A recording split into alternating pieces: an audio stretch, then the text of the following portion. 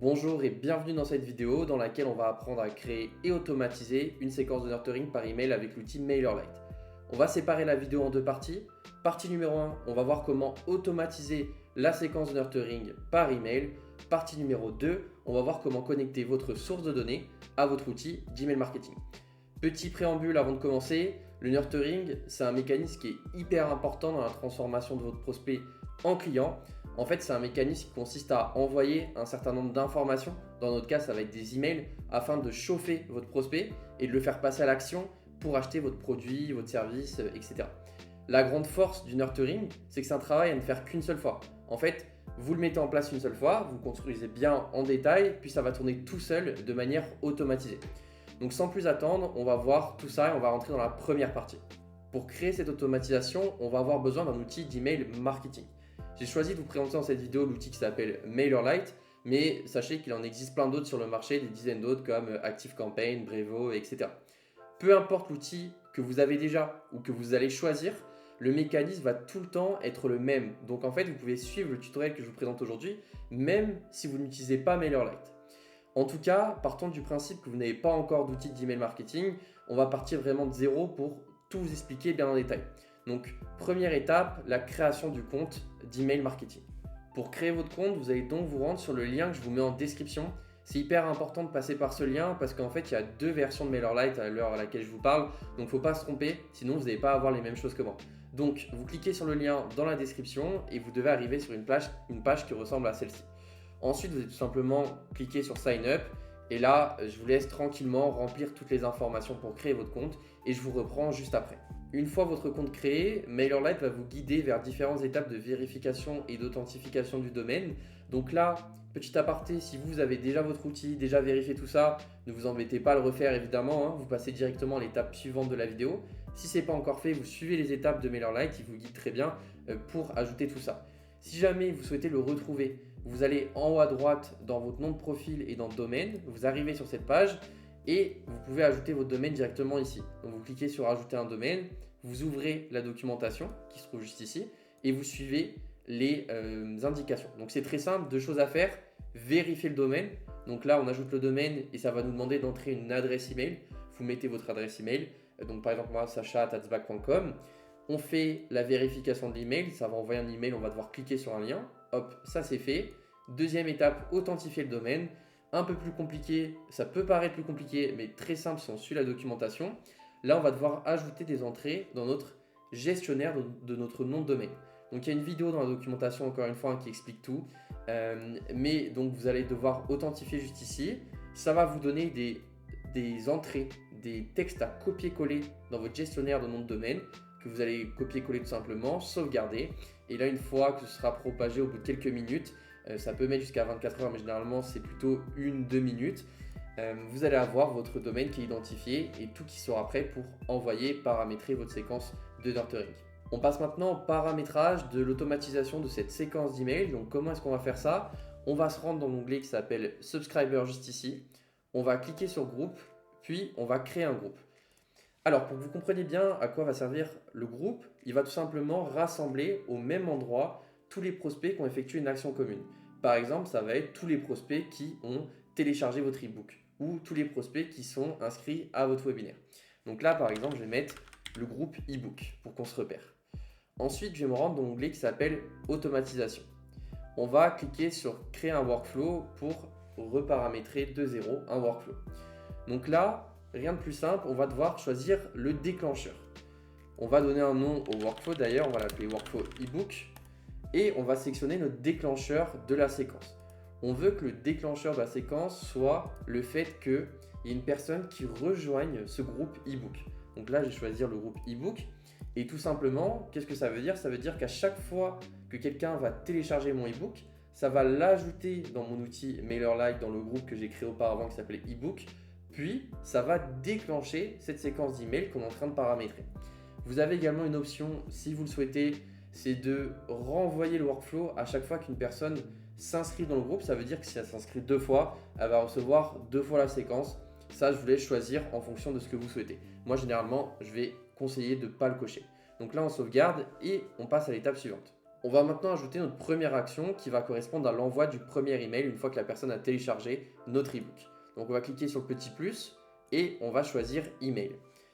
Pour la construction de cette séquence d'email, vous avez deux options. Soit vous partez de zéro et vous en construisez une hyper personnalisée, vous réfléchissez vraiment de tout de A à Z, ou vous reprenez la séquence que je vous mets également dans la description de la vidéo. Je vous ai préparé plusieurs templates de séquences de nurturing. Vous pouvez juste repiocher les éléments et l'adapter par rapport à votre entreprise. Moi, pour cette vidéo, je vais prendre le template que j'ai déjà préparé. Donc pour l'email numéro 1, il va correspondre à l'envoi du contenu. Donc par exemple, là, c'est le téléchargement du ebook. Donc je vais lui envoyer le ebook. On va l'appeler envoi du ebook, par exemple. L'objet de l'email. Donc maintenant, il va falloir bien le choisir. Moi, je vais reprendre celui que j'ai dans le template. Donc ça va être bienvenue chez entreprise et votre contenu gratuit. Donc par exemple, bienvenue chez Advac, qui est donc mon entreprise, plus votre contenu gratuit. Ok? Donc ça, c'est l'objet de l'email. Ensuite, de qui on l'envoie. Donc là, vous choisissez bien votre nom et également l'adresse email qui est connectée. Donc choisissez une bonne. D'ailleurs, je vous conseille de mettre une adresse perso et pas une adresse générique comme c'est affiché juste ici. Au contraire, une adresse perso, ça marche mieux pour les taux d'ouverture. Et on va designer ce premier email. Donc on clique sur Design Email. On va maintenant cliquer sur Create New juste ici. On va choisir l'éditeur Drag and Drop, c'est le plus simple quand on n'a pas d'expérience en HTML, etc. Et on va pouvoir designer notre premier email. Vous allez voir sur la gauche, il y a beaucoup d'options. C'est-à-dire qu'on peut vraiment personnaliser à notre image de marque le mail comme on veut. Moi, généralement, ce que j'aime bien faire, c'est tout le contraire. C'est quelque chose de très simple qui paraît un peu comme un email envoyé à la main. Donc là, je vous laisserai encore une fois choisir par rapport à ce que vous préférez faire. En tout cas, moi, je vais le faire comme je le fais d'habitude. Je vais donc tout enlever pour bien paramétrer comme je fais d'habitude. Alors, je vais tout supprimer. On va garder ce qui m'intéresse le plus, c'est-à-dire du texte. Hop, on va enlever tout ça. Et juste le footer, parce qu'en fait, vous êtes obligé de mettre un lien de désinscription. Donc, vous serez obligé de laisser un footer pour que la personne puisse se désinscrire. Donc, on peut enlever toutes les informations si on veut, comme ceci. On peut enlever les liens en cliquant comme ceci et laisser juste la partie sur la désinscription. Ok. Donc là, on va aller chercher le template que je vous ai préparé. On va tout copier-coller et on va le faire ensemble. Donc là, sur la droite, je vais copier-coller mon texte que je vous ai préparé dans le template que vous récupérez dans la description, encore une fois. Et je vais remplacer mes variables. Donc là, j'ai mon texte et tout ce qui est entre parenthèses, entre crochets, vous allez devoir le changer. Donc là, c'est bonjour prénom. Donc on va se rendre sur la droite dans le petit émoticône qui s'appelle variable et cliquer sur name, donc bonjour name. Hop, je l'ai mis au mauvais endroit. Excusez-moi, je vais le refaire bien. Bonjour name, comme ceci. Je suis, donc là c'est votre prénom, pas celui du prospect, Sacha de Advac. Je voulais prendre une seconde pour vous dire bonjour et bienvenue, je suis ravi de vous accueillir. Nous avons bien reçu vos demandes de téléchargement du e-book, donc téléchargement du e-book sur votre sujet. Par exemple, je vous laisse le personnaliser. Et là, vous remplacez bien le lien du e-book pour y accéder. Vous pouvez parler un peu plus en détail de vos entreprises, comme je le mentionne ci-dessous, et vous finissez par signer le mail. Donc, à très bientôt. Et là, on remet la variable name. OK ? Donc là, notre petit email qui fait très naturel. Vous pouvez même changer la police pour avoir quelque chose de plus naturel, changer la couleur des fonds pour vraiment avoir quelque chose qui fait comme un mail qui serait écrit à la main. Ensuite, une fois qu'il est bien fini, vous pouvez le tester. Donc vous cliquez en haut à droite là, sur le petit preview, vous faites envoyer un email de test, vous rentrez votre adresse email et vous vérifiez que tout fonctionne bien. D'ailleurs, vous pouvez changer le pré-header. Le pré-header, c'est le petit aperçu que vous voyez quand vous recevez un mail. Donc là, n'hésitez pas à le changer également. Vous pouvez copier-coller par exemple le début du mail pour que ce soit personnalisé. Là, on peut également rajouter, si vous souhaitez, des petites signatures, des choses comme ça en dessous. Ça peut être sympa. Donc ça, je vous laisse gérer comme vous voulez. Signer avec votre nom et notre email 1 est terminé. Pour la partie footer, je vous disais qu'un lien de désinscription est obligatoire. Donc là, pareil, personnalisez-le. Se désinscrire.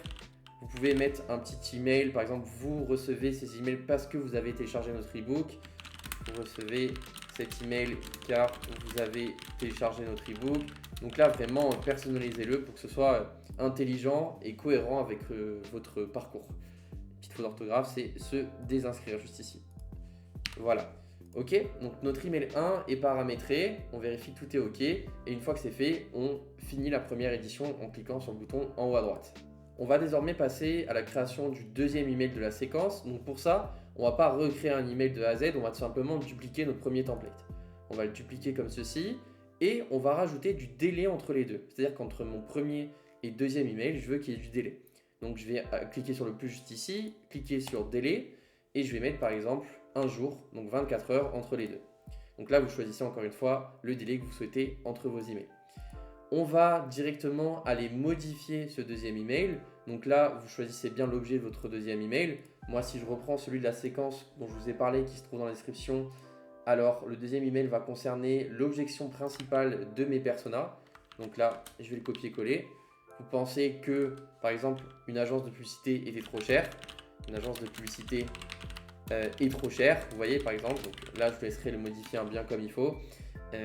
Et on va modifier le contenu qui va correspondre à cet email. Donc on fait Edit Email Content juste ici. J'en ai d'ailleurs profité en off pour refaire un peu le template du premier email, histoire qu'il fasse plus naturel. Vous voyez là, vous avez vraiment l'impression de recevoir un email un peu fait à la main, sans trop d'images de marque de partout, de logo, de CTA. Ça fait pas commercial du tout. Ça fait un petit email rédigé par le fondateur par exemple, qui fait assez naturel. Donc là, toujours dans le même esprit, je vais faire mon deuxième email. Je vais aller chercher le template de mon deuxième email. Je vais le copier-coller hop, sur la droite. On va remplacer mon texte et ça va donner ça. Donc là, encore une fois, je vais aller remplacer les variables. Faites bien attention. Donc on enlève la première, on va chercher le name, etc. On fait bien tout. On enlève objection principale. Évidemment, on le remplace par nous, notre objection principale. Donc on remplace tout ça. Une fois que c'est fait, on teste le deuxième email, on sauvegarde et on finit l'édition. Donc vous avez maintenant compris le fonctionnement de la création de cette séquence. Vous pouvez faire le nombre d'emails que vous souhaitez. Moi, dans celle que je vous envoie de mémoire, vous avez 8 à 9 emails qui sont prêts. Donc vous pouvez les implémenter, bien changer toutes les variables, etc. Vous continuez à faire toute votre séquence. Donc à chaque fois, on rajoute le délai et l'email. Et une fois que votre séquence est finalisée, vous vérifiez que tout est OK. Vous pouvez même la tester et vous cliquez sur On en haut à droite. Maintenant que votre workflow est prêt, il vous manque une partie qui est essentielle parce que là, en fait, pour l'instant, rien ne fonctionne. L'outil MailerLite ne sait pas quand quelqu'un a réellement téléchargé votre e-book. Donc, il faut faire le pont entre le téléchargement du e-book et la connexion à MailerLite. Il existe plusieurs méthodes pour faire cette connexion. Moi, je vais vous montrer celle qui est vraiment la plus simple. C'est la création d'un formulaire directement sur MailerLite qu'on va ensuite intégrer sur notre site web. Donc pour cela, on va se rendre dans l'onglet formulaire, juste ici. On va créer un formulaire qui est embed, c'est-à-dire qu'on intégrera directement dans notre site web. Donc on va cliquer là sur le bouton créer un nouveau formulaire. On va par exemple l'appeler ebook, comme ceci. On va ensuite le lier à notre groupe. Donc c'est le groupe de tout à l'heure qu'on a déjà créé qui s'appelle ebook pour dire dès que cette personne remplit ce formulaire, je veux qu'elle arrive dans le groupe ebook. Et rappelez-vous, le groupe ebook va déclencher notre séquence d'automatisation. Donc voilà, on sélectionne le groupe, on sauvegarde et on continue. On va attendre un peu qu'il crée le formulaire. Ça va ensuite nous amener dans l'éditeur. Juste ici, on va pouvoir modifier notre formulaire. Donc là, je vais le modifier. Je vais faire quelque chose d'hyper simple vu qu'il va être intégré à la page. Je vais enlever tout ça. Je vais rajouter à la limite peut-être un bloc pour demander le prénom. Ça peut être intéressant pour personnaliser l'email. On va ensuite pouvoir modifier le bouton. Donc là, on va par exemple mettre recevoir le e-book comme ceci. Et vous pourrez modifier vraiment tout ce que vous souhaitez. Vous pouvez modifier l'alignement, la couleur du bouton, le nom des champs, la couleur de background, vraiment tout ce que vous souhaitez. Et par exemple là, le bouton, si je veux qu'il soit comme sur mon site qui a des couleurs jaunes, on va le changer comme ça. Si je veux changer le texte du bouton, je peux également changer le texte du bouton. Le hover, regardez la font color, on va mettre en noir par exemple. Donc vraiment, vous pouvez tout modifier comme vous souhaitez. Une fois qu'il vous convient, je vous invite à vous rendre dans les settings. Il y a pas mal d'options qui sont hyper intéressantes, donc je vous invite à lire. Et vous pouvez également mettre une page de redirection. C'est-à-dire qu'une fois que la personne a téléchargé votre e-book, soit vous lui mettez un message de succès, qui est juste ici, soit une page de redirection. Là, vous choisissez l'un des deux et vous le paramétrez comme ceci. Une fois qu'on est bien OK sur ça, qu'on a bien tout paramétré, on clique sur Next en haut à droite et ça va nous générer le code pour pouvoir l'intégrer à notre site web. Donc là, on attend quelques secondes, lui il est en train de générer le code. Et ce code, en fait, on va pouvoir le récupérer juste ici, regardez. Dans la partie en dessous sur HTML, vous avez tout simplement juste à copier le code, comme ceci. Vous rendez sur votre site. Donc là, j'ai pris un template, hein, ça n'a rien à voir avec ce que je fais. J'ai pris un template d'une page de e-book et on veut que la personne le télécharge. Donc je vais ajouter un bout de code dans mon site et je vais tout simplement copier-coller le texte, le bout de code qu'on m'a donné sur MailerLite. Donc je sauvegarde et pour vous montrer comment ça rend, on va sur le site et ça va donner quelque chose comme ça. Donc là, vous voyez, il faudrait enlever le background, aligner à gauche pour que ce soit un peu plus sympa et tout. Mais au moins, vous avez l'idée, vous avez compris comment est-ce que ça fonctionne. Et donc là, dès qu'une personne va rentrer son email et son nom et cliquer sur recevoir le e-book, elle va déclencher notre automatisation qu'on a préparée tout à l'heure. Elle va arriver dans le groupe e-book et quand quelqu'un arrive dans le groupe e-book, ça déclenche le workflow e-book. Donc là, la personne va recevoir l'ensemble des mails qu'on a préparés. Il existe une deuxième option pour déclencher le e-book et faire la connexion entre votre site, votre webinaire, votre contenu et MailerLite. C'est tout simplement une intégration avec un outil tiers comme Make, Zapier, etc. Donc pour illustrer cet exemple, là je vous ai montré en intégrant directement le formulaire de MailerLite. Donc il fait directement la connexion. Par contre, par exemple, si on fait un formulaire natif, donc il doit bien avoir voilà, un formulaire juste ici. Si on fait un formulaire natif à la plateforme, donc si vous avez un outil de webinaire, votre outil landing page, etc. Et que vous le paramétrez comme ça, lui, il ne va pas pouvoir faire le pont avec MailerLite. Il vous faut l'aide d'un outil tiers, par exemple Make, qui va connecter, en l'occurrence, moi j'utilise Swipepage à la plateforme MailerLite. Donc là, vous allez sur Internet, vous tapez Make ou Zapier et en entrée, vous choisissez l'outil que vous utilisez. Donc en l'occurrence, moi c'est Swipepage. Et en sortie, l'outil dans lequel vous voulez envoyer les informations, donc MailerLite. Je ne vais pas rentrer dans les détails là-dessus. Avec la solution du formulaire, vous pouvez vous en sortir. Si jamais vous avez besoin d'aide sur cette partie-là, je pourrais faire une autre vidéo pour les automatisations. Donc ça, n'hésitez pas à me le dire en commentaire et je préparerai une deuxième vidéo consacrée entièrement à ça.